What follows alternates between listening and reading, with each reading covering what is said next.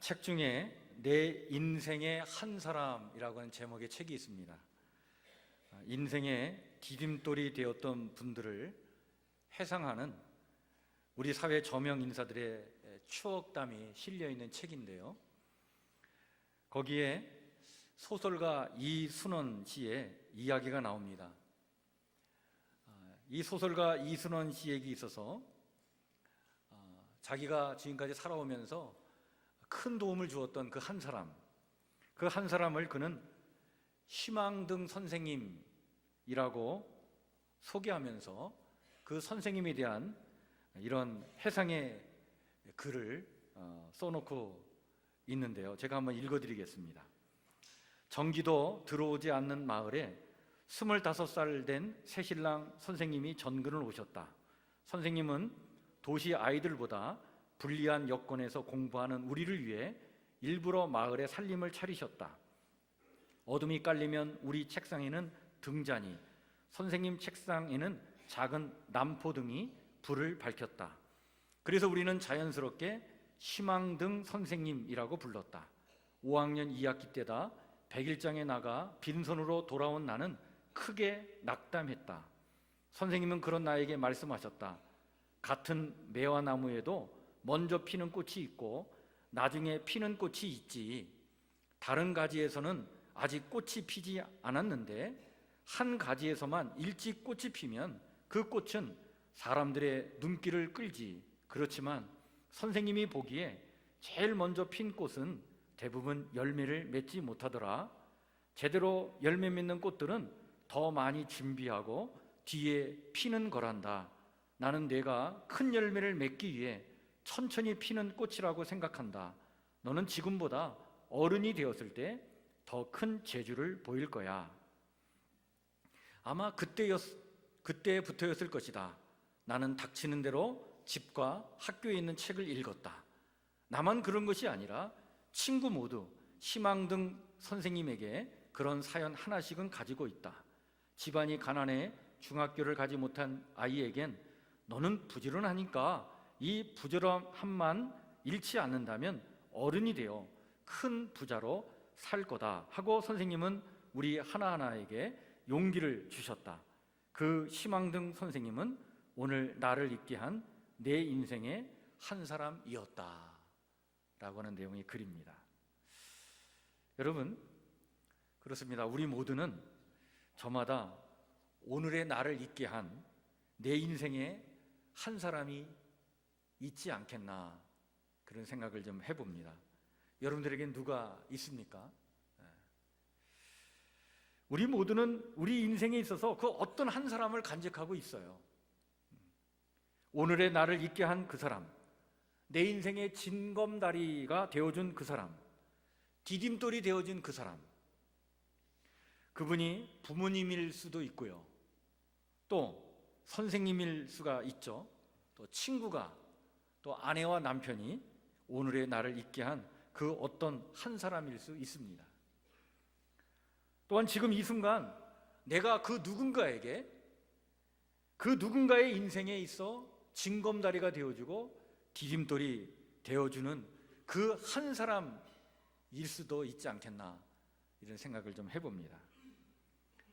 우리는 이렇게 서로에게 참으로 소중한 내 인생의 한 사람일 수가 있기 때문에 우린 겸허한 마음으로 늘 이렇게 기도해야 합니다. 하나님, 오늘의 내가 있도록 내 인생의 징검다리가 되어주고 디딤돌이 되어준 그 사람이 있어 늘 감사합니다.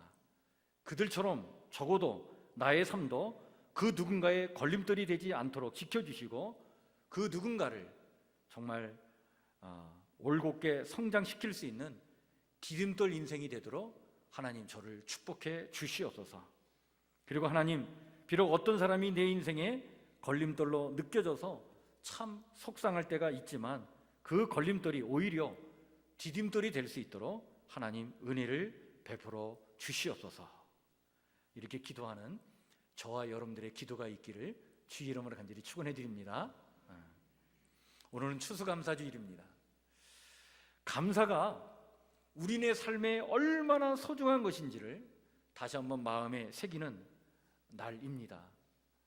성경은요, 범사에 감사하라고 우리에게 명령하고 있죠. 왜 이렇게 말씀하고 있는 것일까요? 그것은 감사의 능력과 효력이 있기 때문에 그렇습니다. 여러분, 감사하면요 정말 마음의 부자가 됩니다. 정말 행복한 사람이 돼요. 행복이 무엇인지를 우리는 알게 됩니다. 우리의 몸과 마음과 영혼을 병들게 하는 모든 독소들이 빠져나가요. 여러분, 한번 한번 해보세요. 이런 독소들이 빠져나가면서 건강을 회복하는 그런 은혜를 입게 됩니다. 하나님께서 우리의 심령 가운데, 우리의 삶 가운데 부어주시는 그 생명의 충만한 은총을 여러분 감사할 때 그것을 우리는 체험할 수 있습니다. 국제 어린이 양육 기구인 컴패션이라고 하는 단체가 있는데요, 우리나라 그 컴패션의 대표가 누구냐면 서정인 목사라고 하는 분이 이 단체의 대표로 지금 사역하고 있습니다. 한 번은 이 서정인 목사가 방글라데시를 갔다고 합니다. 거기에 가보니까 한 400여 명이 넘는 어린아이들이 모여 있는데 이 아이들이 하루에 겨우 한 끼만을 먹고 살아가는 거예요. 그렇게 가난하게 살아가는 아이들을 만나게 되었어요. 그래서 그 아이들에게 먹을 것을 주었습니다. 그 400여 명이 넘는 아이들에게 먹을 것을 주면서 이 서정인 목사가 너무 안타까우니까 야, 식기 전에 먹어 그러면서 음식을 나눠주는데 이 아이들이 음식을 받아 들고서는 한 명도 먹질 않는 거예요. 그 400여 명이 넘는 아이들이 먹을 것을 다 받을 때까지 기다리고 있는 거예요. 야, 대단한 아이들이다. 그런데 그 400여 명이 넘는 아이들이 그 먹을 것을 다 받고 나자마자 아이들이 손을 들기 시작하는 거예요. 보니까 기도를 하겠다는 거예요. 그래서 그 중에 아주 자그마한 한 아이를 지목을 했습니다. 근데 그 아이가 일어나면서 그 주신 음식에 대해서 감사의 기도를 드리는데 그 아이가 이렇게 기도를 하는 거예요. 그 아이가 일어나더니 눈물을 뚝뚝 흘리면서 아주 짧게 하나님께 이렇게 기도를 하는 거예요. 하나님, 아버지, 저에게 일용할 양식 주셔서 감사합니다.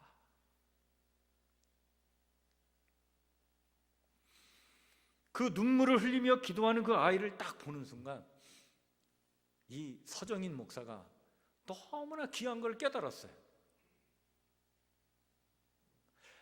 아하, 그렇구나. 이게 정말 진정한 감사구나.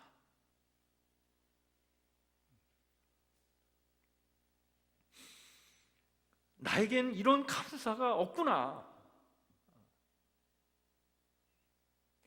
이 아이는 정말 그 하루에 한 끼를 겨우 먹는 아이가 이 한 끼의 음식을 받고 정말 하나님 앞에 그 감사의 기도를 드리는데 나에게는 이 정도의 감사가 없구나.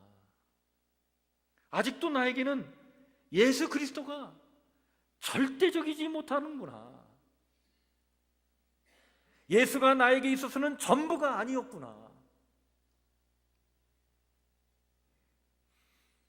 그런 깊은 깨우침을 얻으면서 무엇이 진정한 감사인지를 알게 된 그는요, 그 방글라데시의 그 어린아이의 기도를 마음에 새기면서 지금은 늘 아침에 무엇을 먹을까 생각할 때마다 감사하게 되고, 또 어떤 옷을 입을까 생각할 때마다 감사하는 생활을 하게 되었다고 아주 진실한 그런 고백을 한 그 간증을 들은 적이 있습니다. 여러분, 그렇습니다. 우리가 진정 감사하면 내가 얼마나 행복한 사람인지를 깨달아 알게 돼요. 여러분, 한 인생의 진실함이라고 하는 것은 어디서 나오냐면 바로 감사에서 나오는 거예요. 오늘 추수감사주일에 우리는 우리네 삶을 돌이켜보며 오늘 나의 삶을 있게 한 내 인생의 그 한 사람, 내게 디딤돌 역할을 해준 사람들을 기억하면서 그런 사람들을 내 인생에 허락하실 하나님께 감사하시고, 더 나아가 우리 또한 그런 인생이 되기 위해 무엇이 필요한지 오늘 말씀을 통해 하나님의 음성을 듣기를 주의 이름으로 간절히 축원해 드립니다. 성경에 보면요, 디딤돌 인생을 살았던 그 한 사람들이 성경엔 참 많이 나와요. 모세는요, 여호수아에게 그 한 사람이었습니다. 사무엘과 나단은요, 다윗이라고 하는 인물에게 있어서 바로 그 한 사람, 그 디딤돌의 역할을 했던 사람들이었죠. 나오미와 룻에게는 보아스가 바로 그 한 사람이었습니다. 바나바는 바울에게, 바울은 디모데에게 바로 그 디딤돌이었습니다. 그리고 예수님은 오늘도 우리 모든 인생들의 디딤돌로 우리와 함께 하시는 줄 믿습니다.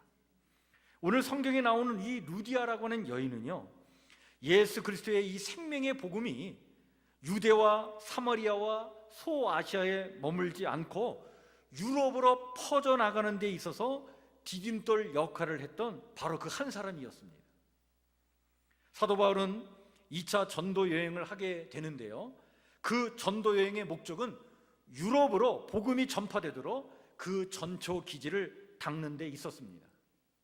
그 첫 번째 도시가 바로 빌립보였고, 그곳에서 선교 역사에 길이 남을 만한 한 여인을 만나게 됩니다. 이 여인을 통해 빌립보 교회가 세워졌고, 그 교회를 통해 유럽 선교의 토대가 마련되었던 것이죠. 오늘 우리는 성경 본문의 말씀을 보면서 우리가 누군가의 디딤돌 인생이 되어지기 위해 무엇이 필요한지를 이 루디아라고 하는 여인을 통해 발견하게 됩니다. 바울을 비롯한 2차 선교 여행단은요, 빌립보에 며칠을 머물다가 안식일을 맞이해 가지고 하나님 앞에 예배를 드릴 수 있는 기도처를 찾아 나섰습니다. 당시 유대인들은요, 주로 회당에 모였는데, 아마 이 회당이 결성되려면 유대인 남자 10명 이상이 되어야 회당이 결성이 됐습니다. 근데 아마 이 빌립보 지역에는 아직도 그 정도의 유대인 남자들이 없었기 때문에 아마 물가에 가서 정결한 그 장소를 선택해서 그곳에서 하나님 앞에 예배를 드리려고 이 일행이 그 물가로 나가게 됐어요. 근데 그 물가에서 복음을 전하게 되었는데, 바로 그 물가에 모였던 사람들 중에 누가 있었냐면 루디아라고 하는 여인이 있었습니다. 이 루디아 여인은 원래 그 빌립보 지역 출신 사람이 아니었습니다. 지금의 터키 지방의 터키 지역의 그 두아디라 지방 출신인데, 그 두아디라 지방에서 나오는 섬유 원료들을 들여와 가지고 이 빌립보 지방에서 자색 옷감 장사를 하던 그런 영향력 있는 여인이었다, 이렇게 볼 수 있습니다.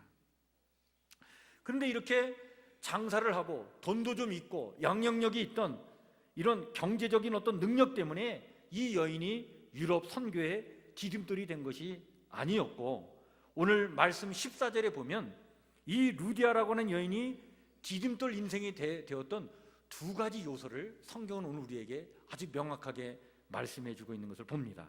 여러분, 한번 14절 말씀을 한번 다시 한번 보시죠. 뭐라고 말씀하고 있습니까? 우리 한번 천천히 한 목소리로 다시 한번 같이 읽겠습니다. 시작. 두아디라 시에 있는 자색 옷감 장사로서 하나님을 섬기는 루디아라 하는 한 여자가 말을 듣고 있을 때에 주께서 그 마음을 열어 바울의 말을 따르게 하신지라. 여러분, 첫 번째가 바로 뭐냐면, 이 루디아라고 하는 이 여인이 바울과 선교단의 이 디딤돌 인생이 되었던 그 이유는 이 여인이 하나님을 섬기고 공경했다는 사실입니다. 우리가 신앙생활을 하면서 알게 되는 명확한 사실이 있습니다.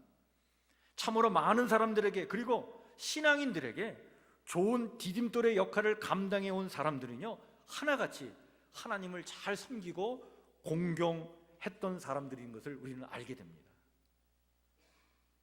한국의 간디로 존경받는 여러분 조만식 선생님이 계시죠. 평양 산정현교회 장로였습니다.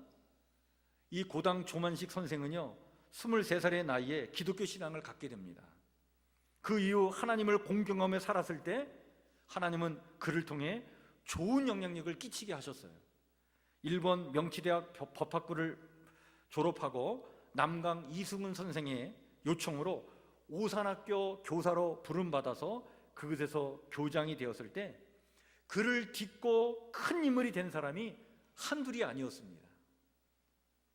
여러분, 우리가 잘 알고 있는 주기철 목사, 또 한경진 목사, 이런 분들이 그분의 제자들입니다.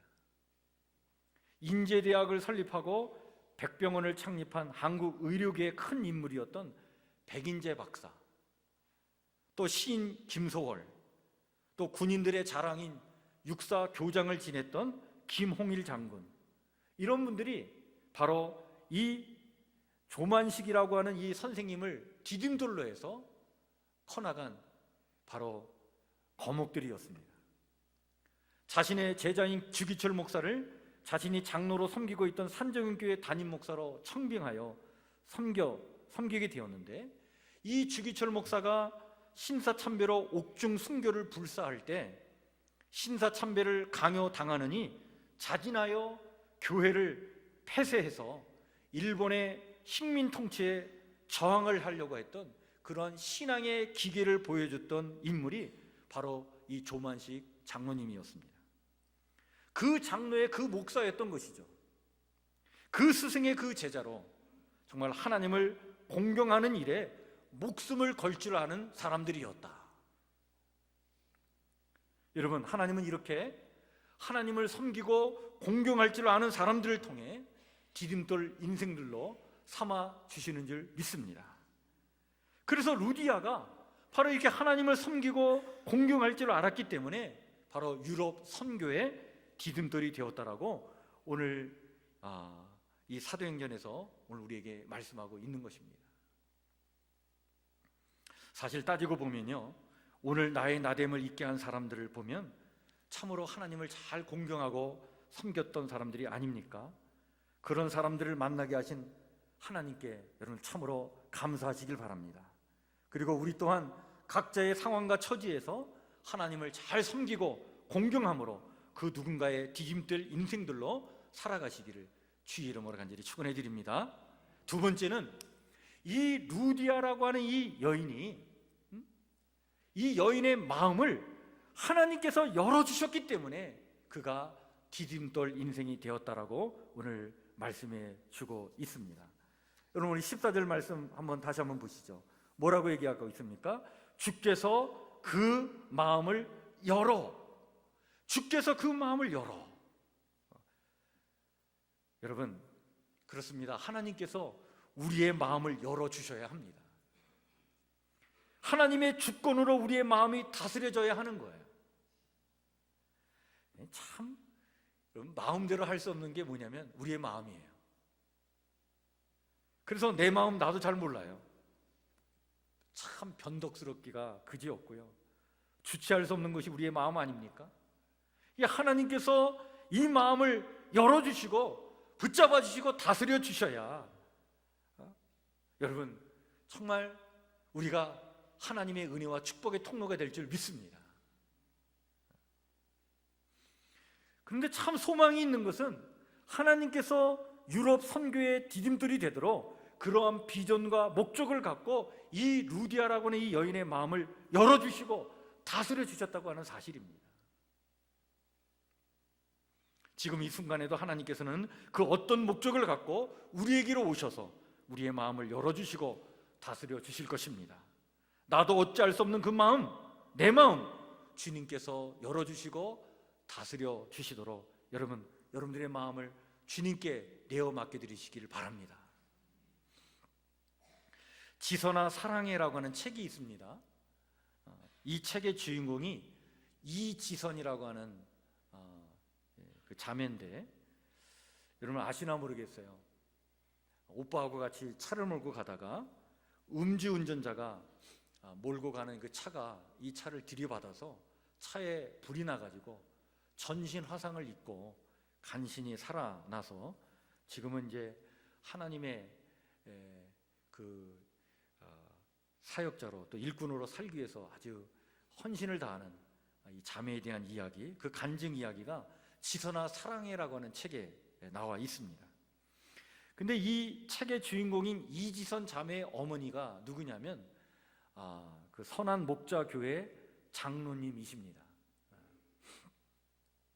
그런데 이 딸이 교통사고가 나고 전신 화상을 입고 중환자실에 있을 때 그 중환자실에 찾아가서 그 딸을 면회를 해야 되는데, 이 중환자실은 하루에 3번 면회가 가능하잖아요. 그것도 30분씩. 그래서 딸을 만나러 갔는데 이 딸이 시종일관 그 엄마의 눈만을 보았다는 거예요. 자기가 지금 어떤 상태인지, 정말 살아날 수 있는지, 고침을 받을 수 있는지, 그것을 엄마의 눈을 보고 판단하려고 그 엄마의 눈만을 자꾸 봤다는 거예요.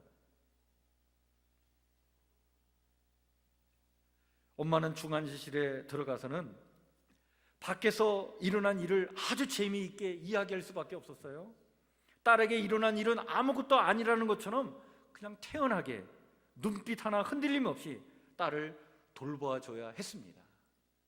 그 딸을 보면서 너무나 고통스럽고, 그 딸을 보면서 너무나 낙심이 되고, 그 딸을 보면서 너무나 절망스러웠지만 그것을 보여줄 수가 없었어요. 그래서 그 딸 앞에서 눈빛 하나 흔들림 없이 마치 아무런 일도 아닌 것처럼 아주 태연하게 그 딸 앞에서 30분 동안 쇼 아닌 쇼를 부려야 했던 거예요. 면회가 끝나고 중환자실을 나오면 너무나 고통스러워서 주저앉을 수밖에 없었다는 겁니다. 30분 동안 딸이 자신의 눈을 보고 심각한 그 상태를 눈치채지 못하게 하려고 하루에 3번씩 쇼를 한 거예요. 그 쇼를 하고 난 다음에는 너무나 견딜 수 없는 고통에 주저앉기를 여러 차례 하게 되었던 것이죠. 그런데 이 딸이요, 중환자실에서 나와가지고 일반 병실로 이제 옮겨가게 되었습니다. 상황이 달라지게 된 거예요. 이제는 하루 종일 같이 있어야 했습니다. 하루 종일 아무렇지도 않은 것처럼 딸을 대해야 했던 거예요. 그 딸이 실망하지 않기를. 근데 이것이 견딜 수 없었어요, 이 어머니가. 도무지 낙심되고 절망스러운 이 마음을 주체할 수 없는데 그 딸 앞에서는 그걸 표현할 수가 없었던 거예요. 너무나 괴롭고 견딜 수 없었던 이 어머니는요, 너무 답답한 그 마음을 끌어안고 하나님 앞에 가서 기도를 합니다. 하나님, 정말 딸 앞에서 뭐뭐 하는 척 이제는 할 수가 없어요. 정말 감사한 것이 없는데 어떻게 감사한 척 할 수가 있겠습니까? 딸을 보면 너무나 속상하고 너무나 괴롭고 너무나 절망적인데 어떻게 딸 앞에서 감사한 척 할 수 있겠어요? 하나님, 이제 못하겠어요. 하나님, 괴롭습니다. 언제까지 제가 이렇게 감사한 척 할 수 있겠나요? 그렇게 기도를 하는데요, 그때 하나님께서 이 어머니의 마음을 열어주셨어요. 그 어머니의 마음을 만져주신 거예요. 하나님께서 지혜를 주십니다. 어떤 지혜를 주시냐면, 얘야, 그래도 하루에 한 가지만 감사할 이유를 한번 찾아봐라. 하루에 한 가지만 감사할 것을 찾아봐. 그래? 하나만 찾아보라고? 그렇다면 내가 한번 하루에 하나씩 감사할 거리 한번 찾아보자. 뭐가 감사하지? 그러면서 하루에 하나씩 감사를 찾기 시작했습니다. 첫날 감사 제목을 찾았는데 그게 바로 뭐냐면, 딸의 발은 그대로 있는 거예요. 그대로 있는 그 딸의 그 발을 내가 씻길 수 있다는 게 얼마나 감사한지. 그래서 그날은 하루 종일, 하나님, 우리 딸의 발은 그대로 있군요. 감사합니다. 감사합니다. 그 딸의 발을 붙잡고 감사합니다, 감사합니다, 하루 종일 감사의 기도를 했다는 거예요. 그 다음 날은 그 딸아이의 손이 다 녹아내렸는데 엄지손가락 하나만큼은 온전히 있었던 거예요. 하나님, 이 엄지손가락 하나 남았잖아요. 하나님 감사합니다. 그래요, 하나님 감사합니다. 그 다음 날은 눈은 다치지 않아서 하나님 볼 수 있잖아요. 하나님, 이게 얼마나 감사합니까? 하나님 감사합니다, 감사합니다. 이렇게 하나님께서요, 매일 하루에 하나씩 감사거리를 찾게 하셨고, 그것을 보게 하셨고, 그것을 붙들고 감사의 기도를 드리게 하셨어요. 결국 그 고난의 시간을 다 이겨낼 수 있었다고 그는 이야기하고 있습니다. 그렇습니다. 여러분, 하나님은 지금도 우리네 인생이 누군가의 징검다리로 디딤돌로 살아가도록 우리의 마음을 열어주시고 다스려주시고 붙잡아 주실 줄 믿습니다. 그래서 우리는 주님께 우리의 마음을 드리며 기도해야 합니다. 하나님, 내 마음을 붙잡아 주세요. 내 마음을 하나님께서 하나님의 능력의 손길로 붙잡아 주시옵소서. 그래야 진정 감사하는 심령이 되게 도와주시고 하나님 뜻하신 그 은혜와 축복의 통로로 이 땅을 살게 해 주시옵소서. 하나님은 우리가 디딤돌 인생이 되기를 정말 원하십니다. 축복의 통로가 되기를 원하셔요. 여러분, 하나님께서 아브라함을 부르시고 그 아브라함에게 주신 약속이 뭡니까? 너를 복의 근원이 되게 해주겠다. 그것이 하나님이 우리를 향한 약속인 줄 믿으시길 바랍니다. 하나님, 우리 모두가 하나님 주시는 그 은혜와 축복을 받아 그것을 많은 사람들에게 전하는 은혜와 축복의 통로, 그런 징검다리 인생, 디딤돌 인생이 되기를 하나님은 원하신다는 사실입니다. 오늘 이 디딤돌 인생이 되기 위하여 루디아 인생을 통해 성경이 오늘 우리에게 이야기하는 두 가지를 기억하시길 바랍니다. 여러분, 하나님을 잘 섬기고 공경하시길 바랍니다. 그리고 어찌할 수 없는 우리의 마음을 하나님께 맡겨드리시길 바랍니다. 하나님이 열어주시고 붙잡아 주시기를. 그리하여 이 루디아라고 하는 여인처럼 우리 또한 정말 다른 사람들을 위하여, 그 무엇인가를 위하여 하나님의 은혜와 축복의 통로가 되는 디딤돌 인생으로 살아가시기를 주의 이름으로 간절히 축원해 드립니다. 내 인생의 디딤돌 역할을 했던 그 한 사람을 기억합시다. 그들을 나에게 허락하신 하나님께 진정 감사하시길 바랍니다. 뿐만 아니라 오늘 우리가 그 누군가의 그 한 사람이 되고 디딤돌 인생이 되기 위해 힘쓰는 자리 되시고, 오늘 루디아처럼 하나님 잘 섬기고 공경하며 하나님께 우리의 마음을 맡겨드리고 살아가 하나님의 영광을 나타내는 축복된 인생, 복의 통로가 되는 귀한 성도의 삶이 되시기를 다시 한번 주의 이름으로 간절히 축원해 드립니다. 기도하겠습니다.